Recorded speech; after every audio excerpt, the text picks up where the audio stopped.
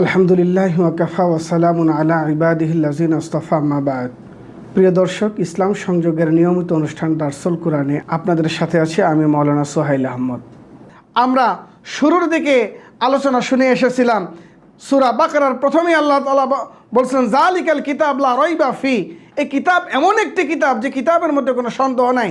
সে কথাকেই আল্লাহ পাক রব্বুল আলামিন আবারও নিশ্চিত করার জন্য বলতেছেন ওয়া ইন কুনতুম ফি রাইবিম মিম্মা নাযালনা আলা আবিদিনা। আমি আমার বান্দার উপর মুহাম্মদের উপর যা নাজিল করেছি এই বিষয়ের উপর যদি আপনার কোনো সন্দেহ থেকে থাকে, আপনাদের কোনো সন্দেহ থেকে থাকে, সংশয় থেকে থাকে, তাহলে ফাতু বিসূরাতিম মিন মিসলি, আপনারা এইরকম একটি সূরা নিয়ে আসুন। কাকে সহযোগিতা নিয়ে? ওয়াদউ শুহাদাআকুম, আপনারা যাকে প্রভু মানেন, যার ইবাদত করেন তার সহযোগিতা নিয়ে, আল্লাহ ছাড়া ও এদের সহযোগিতা নিয়ে, আপনার এই দেব দেবীদের সহযোগিতা নিয়ে একটি এইরকম সূরা নিয়ে আসুন। আল্লাহ পাক রব্বুল আলামিন এখানে কাফের সম্প্রদায়ের প্রতি চ্যালেঞ্জ ছুড়ে দিলেন। কেন? রাসূলুল্লাহ সাল্লাল্লাহু আলাইহি ওয়াসাল্লাম যখন কাফেরদেরকে আল্লাহর দাওয়াত দিতেছিলেন, আল্লাহর তাআলার দাওয়াত দেওয়ার কারণে কাফেররা রাসূলুল্লাহ সাল্লাল্লাহু আলাইহি ওয়াসাল্লামকে অনেকভাবে তিরস্কার করেছিল, মাজনুন আখ্যায়িত করেছিল, পাগল বলেছিল। এই মাজনুন আর পাগল বলার কারণেই আল্লাহ পাক রব্বুল আলামিন বলল যে এই কোরআন, রাসূল তো বলেছে এই কোরআন আল্লাহর পক্ষ থেকে এসেছে, আর তোমরা বলতেছো এই কোরআন আল্লাহর পক্ষ থেকে আসেনি, মুহাম্মদ তো মাজনুন হয়ে গেছে। তাই আল্লাহ এখানে চ্যালেঞ্জ ছুড়ে দিলেন, যদি তোমরা মনে করো মুহাম্মদ নিজের পক্ষ থেকে এই সব কিছু বক্তব্য প্রদান করতেছে, তাহলে তোমরা তো মানুষ, তোমরাও এরকমভাবে একটি সূরা নিয়ে আসো। এখানে আল্লাহ পাক রব্বুল আলামিন আরেকটি জিনিস বুঝিয়েছেন যে এই চ্যালেঞ্জ করার মাধ্যমে কোরআন যে আল্লাহ পাক রব্বুল আলামিনের পক্ষ থেকে এসেছে, তারা এটা বিশ্বাস করুক আর না করুক, তারা তো এর পরিবর্তে কোনো সূরা নিয়ে আসতে পারবে না। তাই আল্লাহ পাক রব্বুল আলামিন এই কোরআনকে মুজিজা হিসেবে আমাদের কাছে উপস্থাপন করেছেন। এখানে এই আয়াতের মধ্যে 10টি মুজিজার কথা বলা হয়েছে। 1 নম্বর হলো কোরআন এমন একটি মুজিজা, অন্যান্য নবীদের মধ্যে যে মুজিজাগুলো এসেছিল সেই নবী জীবিত থাকা অবস্থায় তার মুজিজা বিদ্যমান ছিল, কিন্তু কোরআন এমন একটি মুজিজা, আল্লাহর রাসূল চলে গেছেন, এই মুজিজা এখন পর্যন্ত স্থায়ীভাবে রয়েছে। কেউ এর বিরুদ্ধে বা এর বিপরীতে কোনো কোরআন নিয়ে আসতে পারবে না। দ্বিতীয়ত, কোরআন যে আল্লাহ পাক রব্বুল আলামিন এত বিধিবিধান এখানে নাজিল করেছেন, একটি মানুষের জন্য যা প্রয়োজন তার সব কিছু এখানে বিস্তারিতভাবে বিশ্লেষণ করা হয়েছে, আলোচনা করা হয়েছে। একজন মানুষের জন্ম থেকে মৃত্যু পর্যন্ত, অর্থাৎ কোর্ট অফ লাইফ, একটা মানুষের পুরো জীবনটা পরিচালনা করার জন্য যে দিক নির্দেশনার প্রয়োজন রয়েছে, সেই পুরা দিক নির্দেশনা কোরআনের মধ্যে আল্লাহ পাক রব্বুল আলামিন বিস্তারিতভাবে বলেছেন। 3 নম্বর হলো কোরআনের বাচনভঙ্গি, এর শৈলীতা এত চমৎকার যেখানে আর অন্য কোনো কিতাবের সঙ্গে এর কোনো তুলনা করা হয় না। যখন কোরআন নাজিল হয় সে সময় মক্কার আরবের মানুষেরা অত্যন্ত পণ্ডিত ছিলেন সাহিত্যের দিক দিয়ে, আরবি সাহিত্যের দিক দিয়ে। তাই তারা মনে করলেন মুহাম্মদ সাল্লাল্লাহু আলাইহি ওয়াসাল্লাম হয়তো নিজের পক্ষ থেকে নিয়ে আসছেন, কিন্তু না, আল্লাহ পাক রব্বুল আলামিন কোরআনের এমন রচনা শৈলী দিয়ে এই কোরআনকে নাজিল করেছেন যে এরকম রচনা শৈলী বা এরকম সাহিত্যপূর্ণ শব্দ গাঁথনি দিয়ে আর দ্বিতীয় কোনো ব্যক্তি একটি সূরা উপস্থাপন করতে পারেনি। আমরা জানি রাসূলুল্লাহ সাল্লাল্লাহু আলাইহি ওয়াসাল্লাম যখন বললেন যে তোমরা একটি আয়াত, অন্তত সূরা না পারলে একটি আয়াতের মতো একটি আয়াত নিয়ে আসো, ইন্না আ'তাইনা কাল কাউসার, পরবর্তীতে তারা এই আয়াতের প্রতি উত্তরে আয়াত নিয়ে এসেছিল লাইসা হাযা কালামুল বাশার, যে ইন্না আ'তাইনা কাল কাউসার, যেখানে আল্লাহ পাক রব্বুল আলামিনের আয়াত, সে তার বিপরীতে তারা নিয়ে আসলেন লাইসা হাযা কালামুল বাশার, যেটি এমন একটি কথা এটা কোনো সাধারণ মানুষের কথা হইতে পারে না। অর্থাৎ তারাও স্বীকার করে নিয়েছেন এটা আল্লাহ পাক রব্বুল আলামিনের পক্ষ থেকে। 4 নম্বরে রাসূলুল্লাহ সাল্লাল্লাহু আলাইহি ওয়াসাল্লামকে কোরআনের মাধ্যমে এমন সংবাদ প্রদান করা হয়েছিল যে সংবাদগুলো নিশ্চিতভাবে বাস্তবায়িত হয়েছিল, সংগঠিত হয়েছিল। যেমন গুলিবাতির রোম বিজয় সম্পর্কে আল্লাহ পাক রব্বুল আলামিন কোরআনে স্পষ্টভাবে ভবিষ্যৎবাণী করেছিল। এই আয়াত নাজিল হওয়ার পর মক্কার সর্দারেরা হযরত আবু বকর সিদ্দিক রাদিয়াল্লাহু তাআলা আনহুর সাথে চ্যালেঞ্জ করেছিল যে দেখি এই আয়াত বাস্তবায়ন হয় কিনা। হযরত আবু বকর রাদিয়াল্লাহু তাআলা আনহু বলেছেন অবশ্যই এই আয়াত বাস্তবায়ন হবে। কিন্তু এই আয়াত নাজিলের 10 বছর পর যখন রোম বিজয় লাভ করে পারস্যের উপরে, তখন মক্কার সর্দারেরা হযরত আবু বকর সিদ্দিক রাদিয়াল্লাহু তাআলা আনহুর সাথে যে বাজি ধরেছিল, সে বাজির অর্থ প্রদান করতে আসলে রাসূলুল্লাহ সাল্লাল্লাহু আলাইহি সাল্লাম নিষেধ করেছেন।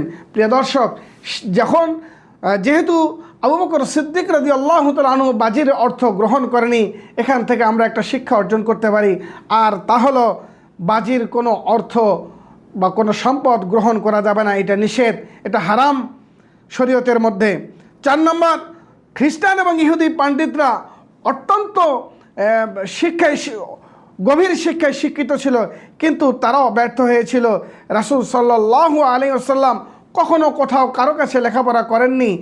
কোনো সাধারণ স্কুল কলেজে যেভাবে আমরা লেখাপড়া করি, এইভাবে রাসূলুল্লাহ সাল্লাল্লাহু আলাইহি ওয়াসাল্লাম কোনো লেখাপড়া করেননি।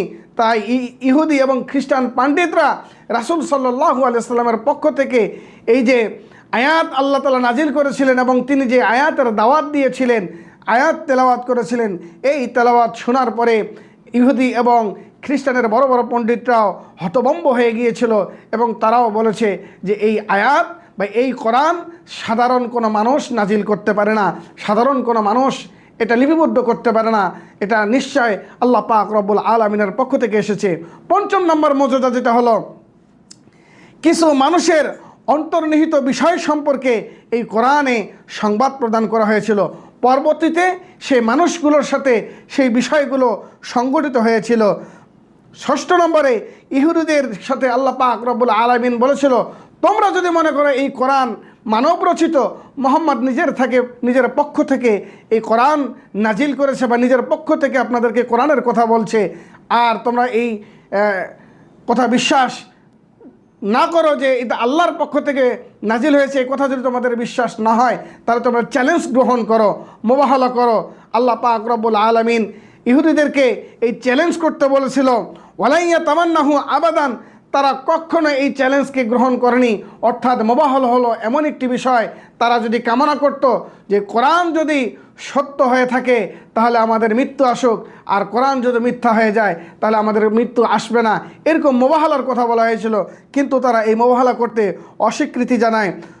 6 নম্বর হলো, কোরআন তেলাওয়াত এত মাধুর্যপূর্ণ এবং কোরআনের তেলাওয়াতের আকর্ষণ মানুষকে এত গভীরভাবে আকৃষ্ট করে ফেলে, যার প্রমাণ হলো রাসূল সাল্লাল্লাহু আলাইহি ওয়াসাল্লাম যখন তেলাওয়াত করতেন, আবু জেহেল এবং মক্কার অন্য লোকেরা তারা মানুষকে কোরআন শুনতে নিষেধ করতেন, অথচ তারা গোপনে গোপনে নিজেরাও এসে রাসূল সাল্লাল্লাহু আলাইহি ওয়াসাল্লামের কোরআনের তেলাওয়াত শুনতেন।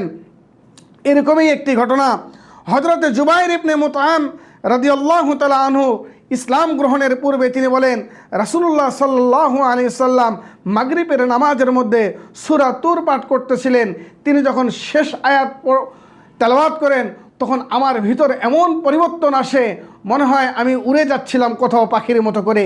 তো রাসূল সাল্লাল্লাহু আলাইহি সাল্লামের এই তেলাওয়াত শুনে তার ভিতরে পরিবর্তন চলে এসেছিল, মানুষ আকৃষ্ট হয়ে পড়তো। এটাই ছিল কোরআনের অন্যতম একটি মুজিজা। 8 নম্বর হলো, কোরআন এমনভাবে আল্লাহ তাআলা সৃষ্টি করেছেন, নাজিল করেছেন, আপনি যতই পড়বেন আপনার মধ্যে বিরক্তিবোধ আসবে না।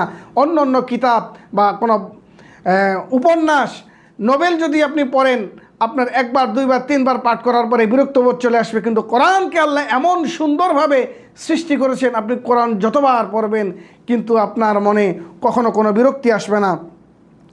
10 নম্বর, আল্লাহ পাক রব্বুল আলামিন এই কোরআনের মধ্যে এমন জ্ঞান দিয়েছেন যেটা পৃথিবীর অন্য কোনো কিতাবের মধ্যে এরকম কোনো জ্ঞান নেই। এটি জ্ঞানের অথই সাগর হিসেবে এই কোরআনকে আল্লাহ পাক রব্বুল আলামিন নাজিল করেছেন। ফ্রান্সের বিখ্যাত মনীষী ডক্টর মার্ড্রেসকে ফরাসি প্রেসিডেন্ট একবার দায়িত্ব দিলেন কোরআনের 62টি সূরার অনুবাদ করার জন্য।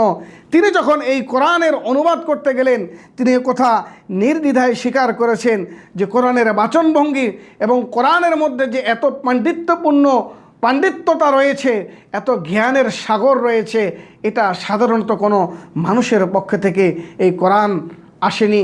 সুতরাং নির্দ্বিধায় কথা বলা যায় কোরআন আল্লাহ পাক রব্বুল আলামিনের পক্ষ থেকে নাজিলকৃত। প্রিয় দর্শক, যেহেতু এই কোরআন আল্লাহ পাক রব্বুল আলামিনের পক্ষ থেকে নাজিল হয়েছে এবং এই চ্যালেঞ্জকেও গ্রহণ করতে পারেনি, তাই আমাদের উচিত আল্লাহ পাক রব্বুল আলামিন যেহেতু প্রথমেই বললেন ইয়া আইয়ুহান নাস উবুদু রাব্বাকুম, হে মানব সম্প্রদায় তোমরা আল্লাহ তাআলার ইবাদত করো, এই দারসুল কোরআন থেকে আজকে আমরা এ বিষয়ে একমত হতে পারি।